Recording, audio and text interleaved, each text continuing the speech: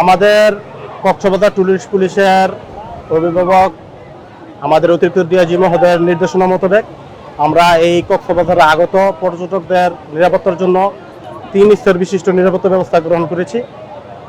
আমাদের এই জায়গায় মোবাইল টিম আছে, আমরা এই টহল টিম আছি, আমাদের এই সিভিল টিম কাজ করছে, আমাদের এই রেস্কিউ টিম, পানিতে যদি কেউ ক্ষতি করে যায় বা কোনো ধরনের সমস্যার সৃষ্টি আমাদের রেস্কিউ টিম কাজ করছে। আমরা ট্যুরিস্ট পুলিশের পক্ষ থেকে কক্সবাজার আসা সকল ট্যুরিস্টদের নিরাপত্তা প্রদানের জন্য সর্বোচ্চ চেষ্টা করতেছি। কক্সবাজার বিচে যাতে তারা কোনো ধরনের হয়রানির শিকার না হয়, বা হোটেলে বা আসা যাওয়ার পথে যাতে তারা পরিবহনের সেক্টরে যাতে কোনো ধরনের হয়রানির শিকার না হয়, আমরা সেই ক্ষেত্রে যথাযথভাবে সব দিকে তদারকি করতেছি। আমাদের টিম আছে, আমাদের স্যারও আছেন, উনি এই বিভিন্ন জায়গায় ঘুরতেছেন, তদারকি করতেছেন।